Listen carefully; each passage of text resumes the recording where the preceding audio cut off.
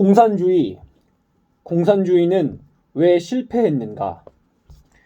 초기 자본주의와 신자유주의와 같이 정부의 개입이 없는 경제체제에서는 항상 자본가가 많은 이익을 얻는다. 왜 이런 일이 발생하는 걸까? 앞서 알아본 대로 경기 침체기마다 구조조정으로 노동자들의 희생당하기 때문이다. 희생당하기 때문이다. 하지만 경기 침체가 아닐 때라도 노동자들의 희생은 계속된다. 본질적인 문제가 있다. 단순한 모델을 사용해보자. 이제 A의 카페에서는 BCD가 아메리카노를 만들게 되었다. 아메리카노는 한 잔에 5,000원이다. 이 중 3,000원은 원두비, 기계비, 임대료 등 기타 모든 비용을 포함한 고정된 비용이다. 고정비를 제외한 2,000원 중 1,000원은 아메리카노를 만든 사람이 임금으로 갖고 나머지 1,000원은 카페를 소유한 A가 갖는다. 모델을 더 단순화하기 위해 노동자 한 명이 아메리카노를 하루에 한 잔만 만들 수 있다고 가정하자. 하루에 한 개 생산, 하루 수익 1,000원 곱하기 3, 하루 생활비 1,200원, 하루 저축 1,800원, 10일 후 18,000원. 그렇다면 C가 하루 종일 아메리카노를 한 잔 만들어서 버는 돈은 1,000원이다. 그럼 A는 하루에 얼마를 버는가? 1,000원인가? 아니다. 노동자가 BCD 셋이니 하루에 3,000원을 번다. 10일이 지나면 C는 1만원, A는 3만원을 번다. A는 노동자의 3배를 더 버는 것이다. 이 정도의 소득 격차는 납득할 수 있다고 생각할지 모른다. 하지만 실제로 축적할 수 있는 금액은 더 큰 차이를 만든다. 더 큰 차이를 만든다. 예를 들어 하루를 생존하는데, 그러니까 입고 먹고 자는데 들어가는 기본 생활 유지비가 C의 경우 800원이라고 가정해보자. A는 C보다 더 고급 생활을 유지하므로 1.5배 더 쓴다고 가정하면 A의 생활비는 1,200원이다. 결국 C가 하루에 저축하는 돈은 200원, A가 저축하는 돈은 1,800원이 된다. 10일 후면 C는 2,000원을, A는 18,000원을 모을 수 있다. 실질적인 빈부격차가 발생한다. 그렇다면 이러한 빈부격차가 발생하는 원인은 무엇인가? 그것은 A가 생산수단을 가진 반면 C는 생산수단이 없기 때문이다. 문제는 이뿐만이 아니다. 카페에서 하루에 3잔 아메리카노가 나온다고 할 때 3잔의 아메리카노는 누가 만든 것인가? 순전히 BCD가 만든 것이다. A는 무슨 일을 하는가? A는 어떤 일도 하지 않는다. 다만 카페를 소유하고 있을 뿐이다. 생산수단을 소유한 사람은 생산수단을 이용해서 다른 이들을 고용하고 이를 통해 이득을 얻지만 자신은 직접 노동에 참여하지 않는다. 물론 자본가는 자신의 생산수단이 정상적으로 운용되는지, 지속적인 이윤을 창출하는지 끊임없이 확인해야 한다. 또한 변화하는 시장에서 살아남기 위해 투자하고 감축하는 모든 활동에 대한 막대한 책임을 지는 것이 사실이다. 다만 다른 노동자들처럼 생산에 직접 참여하거나 노동시간과 공간에 구속되지 않을 뿐이다. 정리해보면 생산수단을 소유한다는 것은 두 가지 의미를 갖는다. 우선 소유자가 부를 축적할 수 있게 한다. 이에 따라 노동자와 소득 격차는 계속 벌어진다. 다음으로 소유자가 노동에 직접 참여하지 않게 한다. 생산수단의 소유자는 직접적인 노동이 요구되지 않는다. 그렇다면 A는 어떻게 카페라는 생산수단을 소유할 수 있었는가? 단순히 A가 이미 자본을 소유하고 있었기 때문이다. 혹시 B, C, D도 임금을 아끼고 저축해서 자본을 축적한 다음 그것으로 생산수단을 얻을 수 있는 건 아닐까? 그것은 불가능하다. 어떤 사람은 C가 다른 노동자보다 2배 더 열심히 일한다면 소득도 2배가 될 것이므로 부를 축적할 수 있다고 생각할지 모른다. 물론 그럴 수도 있다. C는 분명히 B보다 2배 더 벌게 될 것이다. 하지만 이와 동시에 A의 소득도 그만큼 높여줄 것이다. 노동자는 경쟁을 통해 다른 노동자를 이길 수는 있지만 노동자가 열심히 노동할수록 자본가는 그만큼 더 부유해진다. 이뿐만 아니라 앞서 보았듯이 C는 하루에 번 1,000원을 모두 저금할 수 없다. 1,000원 중 대부분은 생활을 유지하는 비용으로 지불해야 한다.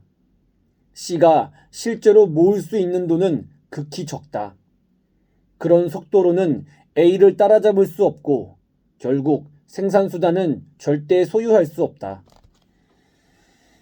왜냐하면 막대한 자본을 빠르게 축적하는 A가 대부분의 생산수단을 선점할 것이기 때문이다. 이것은 끔찍하지만 우리 생활 가까이에서 벌어지고 있는 일이며 사실 우리가 이미 잘 알고 있는 일이다. 대형마트에 쇼핑을 하러 가보자. 마트에서 일하고 있는 사람들이 보인다. 시식 코너를 운영하고 있거나 목소리를 높여 우유와 어묵을 광고하고 있거나 계산대에서 쉴 새 없이 바코드를 찍고 있다. 그들은 정말 열심히 일한다. 그들은 자신의 하루라는 시간을 모두 소진하면서 일을 한다. 하지만 우리는 잘 알고 있다. 그들이 마트에서 가장 열심히 일하지만 마트에서 가장 많은 부를 가져가는 사람들이 아니라는 것을 말이다. 대형마트 수익의 대부분을 가져가는 마트의 주인은 어디에 있는가? 그 사람은 마트에 보이지 않는다. 잘못된 세상, 더 이상은 안 되겠다. 혁명이 필요하다. 이러면 어떻겠는가? A의 카페를 빼앗아서 B, C, D가 나누어 갖고 얼굴도 알 수 없는 마트 소유자에게서 마트를 빼앗아서 마트에서 열심히 일하는 노동자들에게 돌려주는 것이다. 즉, 자본가에서 생산수단을 빼앗아 노동자들이 그 생산수단을 직접 소유하는 것이다. 그렇게 된다면 자본가의 수익을 노동자들끼리 나눌 수 있고 자신의 노동에 대한 정당한 대가를 받는 정의로운 사회가 되는 것이다. 이것은 괜찮은 생각인가? 그리고 누구의 생각인가? 괜찮은 생각인지에 대해서는 차차 이야기하기로 하고 우선 이 생각은 마르크스의 생각이다. 자본가에서 생산수단을 빼앗아 노동자가 그 생산수단을 직접 소유하는 사회. 이것이 공산당 혁명의 목표였다. 공산당 혁명의 목표였다. 이러한 생각은 노동자들을 감동시켰고 그의 이론대로 사회를 바꾸기 위한 역사적인 실험이 실제로 진행되었다. 소련, 중국, 동유럽, 북한에서 이 실험이 진행되었다. 여기서 잠시 마르크스의 생각에 대해 알아보자. 우리가 일반적으로 말하는 공산주의는 대략 마르크스주의를 칭한다. 마르크스는 역사를 계급 간의 갈등으로 설명하고 그 갈등의 끝은 모든 사람이 평등해지는 것이라고 생각했다.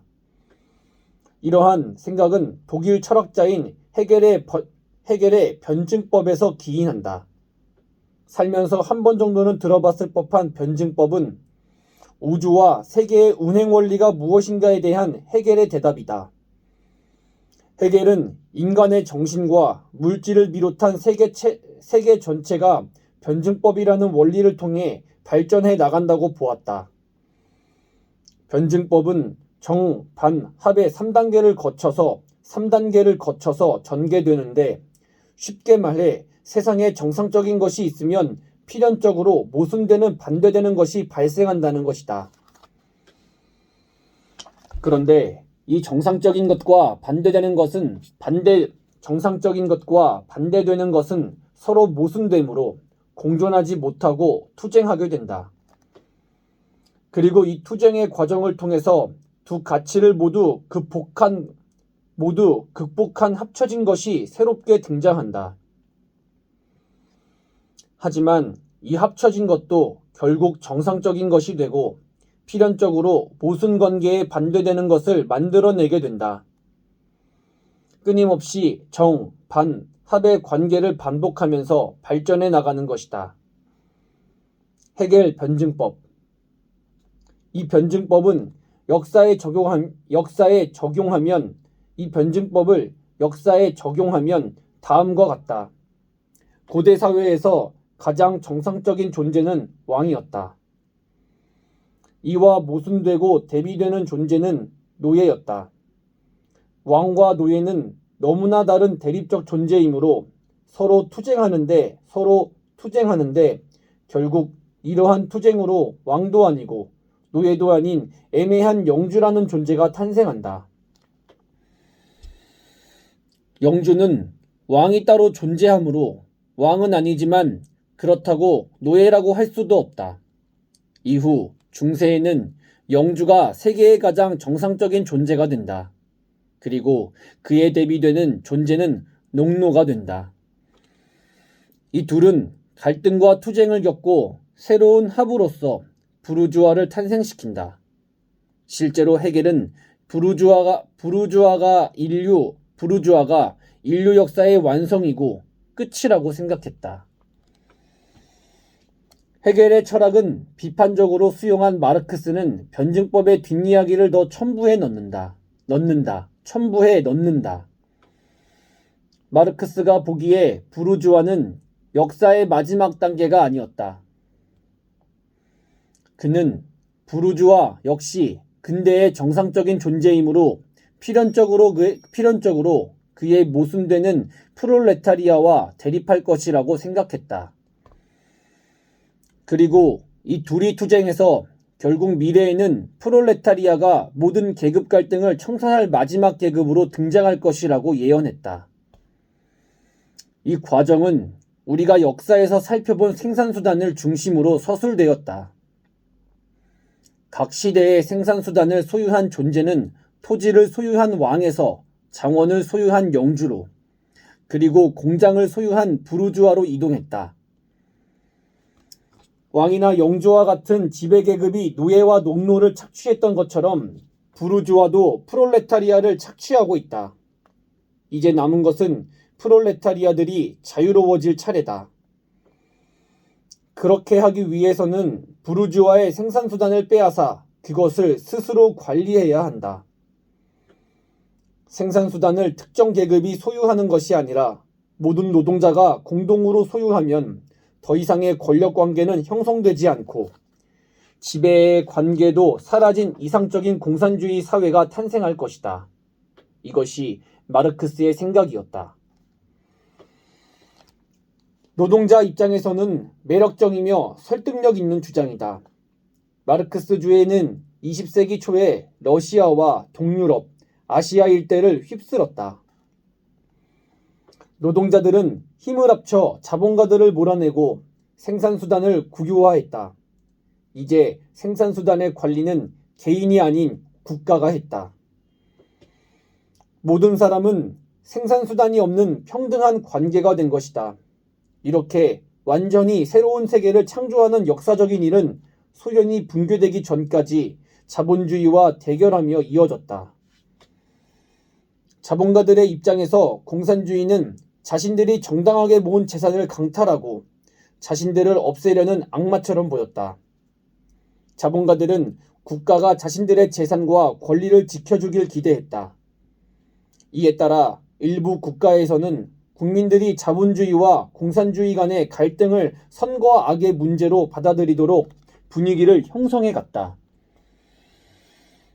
자본주의가 자유를 수호하는 선이고 반대로 공산주의는 개인의 자유를 부정하는 악이라고 국민들을 교육하고 설득했다.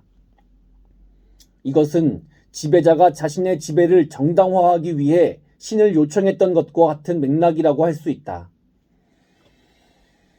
오늘날까지도 공산주의나 빨갱이라는 용어는 특정인을 비하하거나 혹은 대중들로부터 그 특정인을 고립시키려는 목적으로 활용된다. 한국인에게 이 용어들은 마음속 깊이 금기의 언어로 자리 잡고 있다. 교육의 힘이다.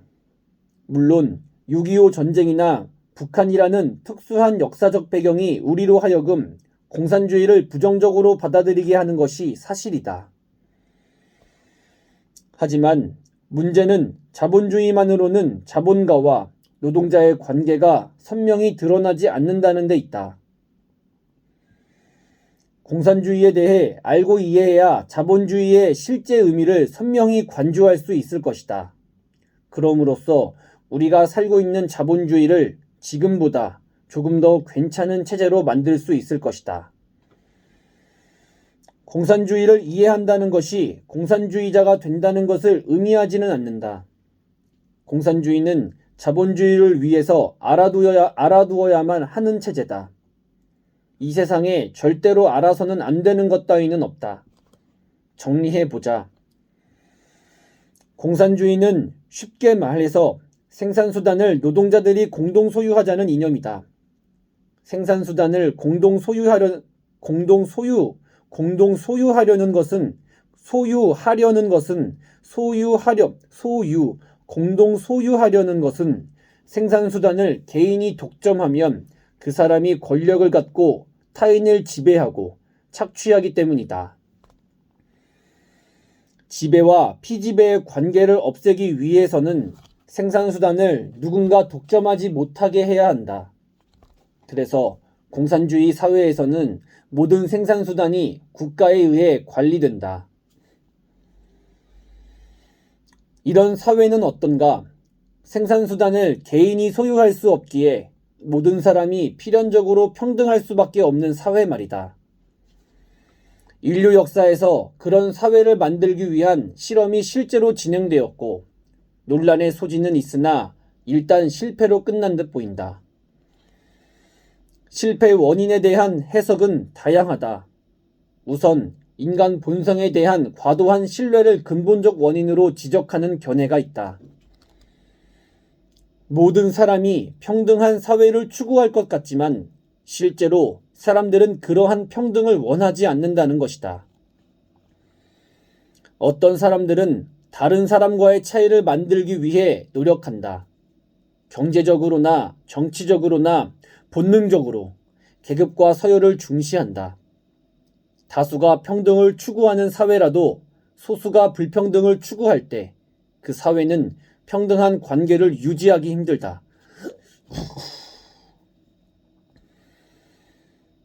공산주의는 모든 사람이 평등하고 평화롭게 살고자 한다는 인간 본성에 대한 낙관적이고 불가능한 전제에서 이야기를 시작한다. 공산주의 붕괴에 대한 두 번째 해석은 조금 더 근본적이다. 그것은 생산수단의 국유화가 일으키는 문제점에서 찾을 수 있다. 생산수단을 개인이 소유하지 않고 공동으로 소유한다는 설명은 가능해 보이지만 실제로는 가능하지 않다. 그 이유는 국가라는 것이 실체라기보다는 추상적인 관념에 가깝기 때문이다. 국가라는 구체적 존재는 어디에도 없다. 국가가 도대체 어디에 있는가? 영토의 한계가 국가인가? 그건 국가의 기능과 영향력을 설명하지 못한다. 그렇다면 국회의사당이나 청와대가 국가인가? 그것도 아닐 것이다. 한 민족이 살고 있는 곳이 국가인가? 이러한 설명만으로는 부족하다. 국가라는 것은 실제로 존재하는 것이 아니라 개개인의 머릿속의 관념으로 존재한다. 그렇게 관념으로서 존재하는 국가가 생산수단을 소유할 수는 없다. 다시 말해서 국가가 생산수단을 소유한다고 해도 실제로 그 소유를 유지하고 분배하는 존재는 지극히 구체적인 사람이다. 즉, 국유화된 생산수단을 관리하는 소수가 권력에 근접하게 되는 것이다. 따라서 마르크스주의가 추구하는 노동자에 의한 프롤레타리아 독재는 실현되지 않는다. 국가의 이름으로 국가 전체의 생산수단을 통제하는 절대적 권한을 갖는 인물이 필연적으로 탄생한다.